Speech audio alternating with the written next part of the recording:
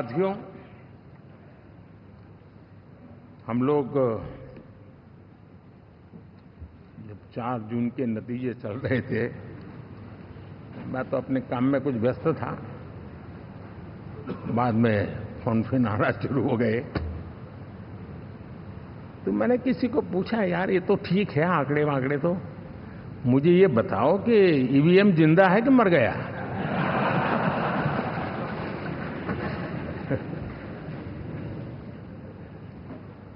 क्योंकि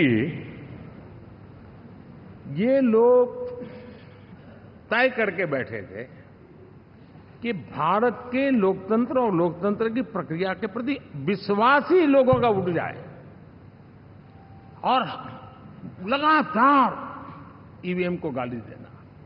और मुझे तो लगता था कि शायद इस बार वो ईवीएम की अर्थी का जुलूस निकालेंगे, लेकिन 4 जून शाम आते आते उनको ताले लग गए, ईवीएम ने उनको चुप कर दिया। ये ताकत है भारत के लोकतंत्र की, ये ताकत है भारत की निष्पक्षता की, ये भारत की ताकत है भारत के चुनावी तंत्र की, चुनाव आयोग की। और मैं मानता हूं कि ये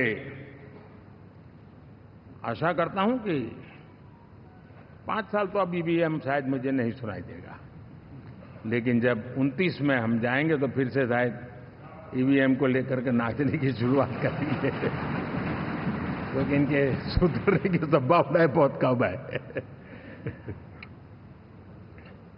आप देखिए, चुनाव के समय मैंने पहली बार देखा, शायद हर तीसरे दिन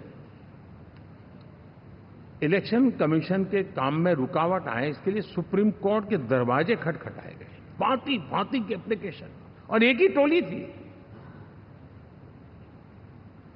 और लोकतंत्र के प्रति जिनका भरोभार अविश्वास है, ऐसे लोग सुप्रीम कोर्ट का उपयोग करते हुए कैसे रुकावट डाले, इसका निरंतर प्रयास करते रहे।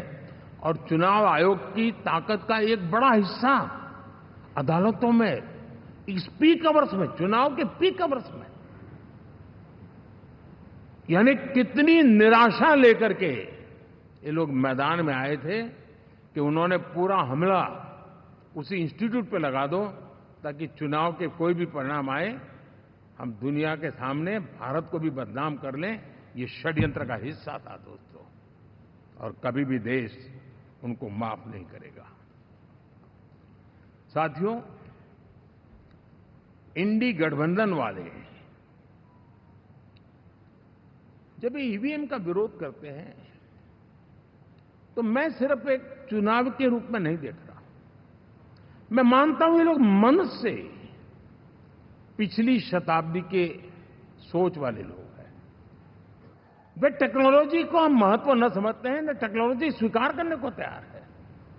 और ये सिर्फ ईवीएम में दिखाई दिया, ऐसा नहीं, यूपीआई में दिखाया। जब हमने कहा कि हिंदुस्तान के लोग डिजिटल ट्रांजैक्शन करेंगे, फिनटेक की दुनिया में आज हिंदुस्तान का नाम हो गया, मानने को तैयार नहीं।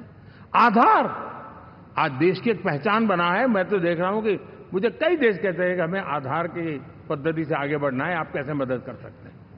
उस आधार को रोकने के लिए सुप्रीम कोर्ट में बार बार जाकर के परेशानियां पैदा की। यानी मूलतः ये प्रगति के विरोधी, आधुनिकता के विरोधी, टेक्नोलॉजी के विरोधी इंडी अलायंस हमने देखा है